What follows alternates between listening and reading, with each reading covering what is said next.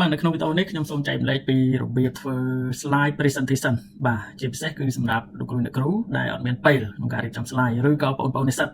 បាទដែលមានឯកសារស្រាវជ្រាវច្រើនតែអត់មានពេលក្នុងការរៀបចំ slide អញ្ចឹងខ្ញុំសូមចែកម្លែកពី website មួយដែលមានឈ្មោះថា Gamma បាទ AI PPT បាទអញ្ចឹងយើងចូលមកបាទនេះបាទ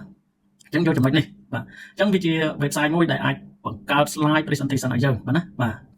ដោយយើងមិនពិបាកក្នុងការរៀបចំទេបាទមែនតើទៅមាន website AI ជាច្រើនដែលយើងអាចបំលែង file របស់យើងហ្នឹងទៅជា file presentation បាទអញ្ចឹងបងប្អូនមានភាពងាយស្រួលទៅលើ platform មួយណាបងប្អូនប្រើមួយហ្នឹងទៅបាទប៉ុន្តែថ្ងៃនេះឥឡូវចូលមកសាកល្បងប្រើជាមួយខ្ញុំទៅលើ website gamma.ai បាទណាអញ្ចឹងយើងចូលតាមហ្នឹងមកបាទ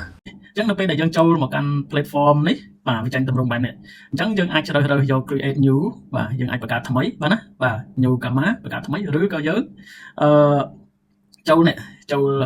លឯកសារបាទណាបាទ import នេះមានន័យថាយើងបញ្ចូលឯកសារបាទប៉ុន្តែបើសិនបើយើងអត់ចង់បង្កើតទម្រង់ថ្មីទេយើងអាចចូលទៅជ្រើសរើស template របស់គេបាទមានន័យថាទម្រង់ដែលគេបង្កើតឲ្យយើងស្រេចនេះចូលមកកាន់ចំណុចនេះមកបាទណាបាទឥឡូវខ្ញុំអត់បង្កើតថ្មីទេខ្ញុំជ្រើសរើសយក template តែម្ដងបាទនេះ template ដែលគេឲ្យយើងនេះបាទណាបាទមានច្រើនអញ្ចឹងយើងឆ្លាញ់មួយណាយើងជ្រើសរើសយកមួយហ្នឹងមកបាទឧទាហរណ៍ថាឥឡូវខ្ញុំយកទម្រង់មួយនេះបាទ template បែបនេះបាទណាបាទអញ្ចឹងខ្ញុំចុចលើ template ហ្នឹងមកបាទ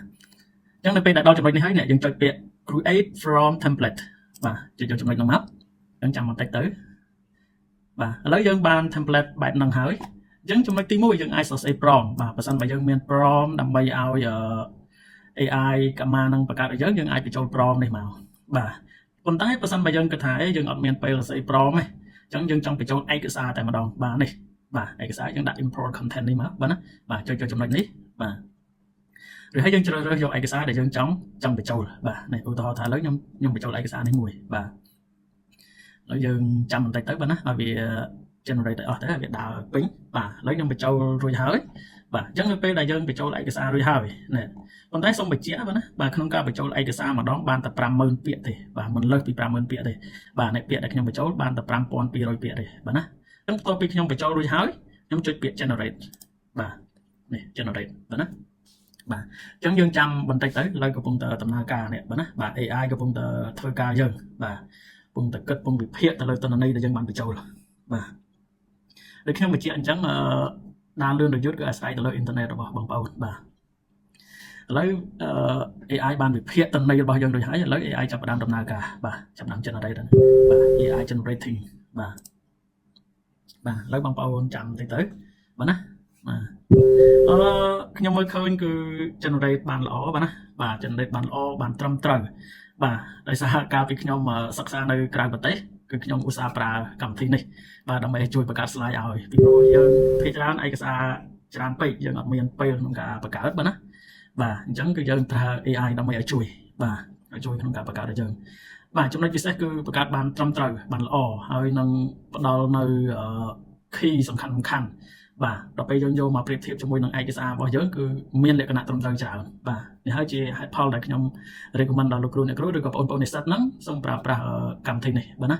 បាទដែលយើងអាច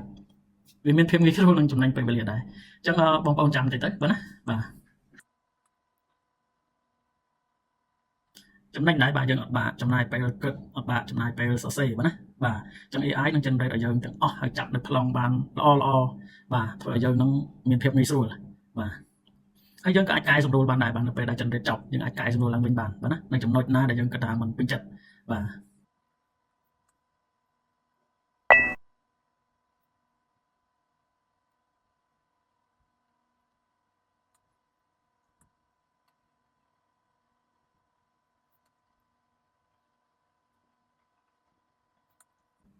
បាទនេះ AI បាន generate ឲ្យយើងចប់សពគ្រប់ហើយបាទណាបាទអញ្ចឹងយើងអាចកែសម្រួលបានបាទណាបាទលើចំណុចណាដែលយើងមិនពេញចិត្តបាទឧទាហរណ៍ថានេះគឺជាប្រធានបទបាទណាចំណងជើងបាទហើយនេះឈ្មោះបាទណាយើងអាចដាក់ឈ្មោះរបស់យើងមកហើយនឹងការបាក់ឆែកបាទណាបាទការបាក់ឆែកបាទអញ្ចឹងនេះបាទ slide ដែលគេបង្កើតឲ្យយើងបាទណាបាទយើងសុទ្ធតែកែបានទាំងអស់បាទអត់អីទេកែសម្រួលបានទាំងអស់លើចំណុចដែលយើងមិនពេញចិត្តបាទឃើញថាកម្មវិធីនេះគឺធ្វើបានល្អបានស្អាតបាទណាបាទអញ្ចឹងនៅពេលដែលយើងពេញចិត្តហើយនេះបាទយើងអាច download បានបាទចុចត្រង់ចំណុចនេះមកបាទយកពាក្យ share បាទរួចហើយនេះយកពាក្យ export បាទនេះយកចំណុចនេះមកហើយយើងអាច export វាជា file PDF បាទជា file slide PPT ហើយនឹង ជា Google Slide ឬក៏ជា file PNG បាទ PNG មានន័យថាយើង save យើង download ទៅវាជា file រូបភាពបាទណាបាទហើយនឹង PowerPoint នេះយើងអាចកែសម្រួលបាននឹងជា file PDF បាទអញ្ចឹងឧទាហរណ៍ថាឥឡូវខ្ញុំយកជា file PowerPoint ដើម្បីខ្ញុំអាចកែសម្រួលបានបាទអញ្ចឹងខ្ញុំ download យកមកបាទ export វាមកបាទឥឡូវចាំបន្តិចទៅបាទឥឡូវគឺចាប់សពគ្រប់ហើយបាទអញ្ចឹងលោកគ្រូឬក៏បងប្អូនអាចយកទៅប្រើប្រាស់បានបាទនៅក្នុងវីដេអូនេះគឺមានតែប៉ុណ្្នឹងសូមអរគុណ